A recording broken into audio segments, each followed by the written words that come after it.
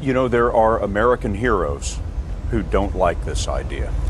Neil Armstrong, Gene Cernan have both testified against commercial spaceflight in the way that you're developing it, and I wonder what you think of that. I was very sad to see that, because those guys are, those guys are heroes of mine, so it's really tough. I wish they would come and visit and see the hardware that we're doing here. And I think that would change their mind. They inspired you to do this, didn't they? Yes. And to see them casting stones in your direction. It's difficult. Did you expect them to cheer you on? Certainly hoping they would. What are you trying to prove to them? What I'm trying to do is to make a significant difference in spaceflight and help make spaceflight accessible to almost anyone. One of the most difficult choices I've ever faced in life was in 2008. I think I had maybe $30 million left, or $30 or $40 million left in 2008. And I had two choices. I could put it all into one company, and then the other company would definitely die, or split it between the two companies. But if I split it between the two companies, then both might die. When you put your blood, sweat, and tears into creating something, or building something, it's like a child. And so it's like, which one am I going to let one starve to death? I couldn't bring myself to do it, so I split the money between the two. Fortunately, thank goodness, they both came through. What was your biggest failure, and how did it change you? Well, there's a ton of failures along the way, that's for sure. As I said, for SpaceX, the first 3 launches failed. And we actually were just barely able to scrape together enough parts and money to do the 4th launch. If that 4th launch had failed, we would have been dead. So multiple failures along the way. I tried very hard to get the right expertise in for SpaceX. I tried hard to find a great chief engineer for the rocket, but the good chief engineers wouldn't join, and the bad ones, well, there was no point in hiring them. So I ended up being chief engineer of the rocket. So if I could have found somebody better, then we would have maybe had less than 3 failures. That 3rd failure in a row, did you think, I need to pack this in? Never. Why not? I don't ever give up. So many people tried to talk me out of starting a rocket company. It was crazy. One good friend of mine collected a whole series of videos of rockets blowing up and made me watch those. He just didn't want me to lose all my money. We're doing these things that seem unlikely to succeed, and we've been fortunate, and at least thus far they have succeeded.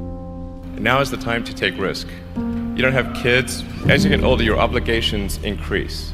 And once you have a family, you start taking risk not just for yourself, but for your family as well. It gets much harder to do things that might not work out. So now is the time to do that before you have those obligations. So I would encourage you to take risks now. Do something bold. You won't regret it. How did you figure you were going to start a car company and be successful at it? Well, I didn't really think Tesla would be successful. I thought we would most likely fail. But I thought that we at least could address the false perception that people had that an electric car had to be ugly and slow and boring like a golf cart. But you say you didn't expect the company to be successful, then why try? If something's important enough, you should try, even if the probable outcome is failure. Or how do you think about making a decision when everyone tells you this is a crazy idea? Or where do you get the internal strength to do that? Well, first of all, I'd say I actually think I feel fear quite strongly. So it's not as though I just have the absence of fear. I feel it quite strongly. But there are just times when something is important enough, you believe in it enough, that you do it in spite of the fear. I think about what technology solution is necessary in order to achieve the particular goal, and then try to make as much progress in that direction as possible. I think being a multi-planet species and being out there among the stars is important for the long-term survival of humanity. And that's one reason. But then the part that I find personally most motivating is that it creates a sense of adventure, and it makes people excited about the future. If you consider two futures, one where we are forever confined to Earth until eventually something terrible happens, or another future where we are out there on many planets, maybe even going beyond the solar system, I think that second version is incredibly exciting and inspiring, and there need to be reasons to get up in the morning. You know, life can't just be about solving problems. Otherwise, what's the point? There's got to be things that people find inspiring and make life worth living. When my brother and I were starting our first company, instead of getting an apartment, we just rented a small office and we slept on the couch.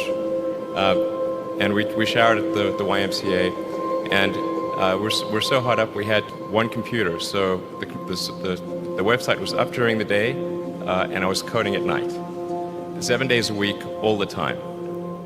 And I sort of briefly had a girlfriend in that period, and in order to be with me, she had to sleep in the office. So work hard, like every waking hour. That's the thing I would say particularly if you're starting a company. Whatever area that you get into, given that even if you're the best, there's always a chance of failure. So I think it's important that you really like whatever you're doing. If you don't like it, life is too short. If you like what you're doing, you think about it even when you're not working. I mean, it's something that your mind is drawn to. And if you don't like it, you just really can't make it work, I think.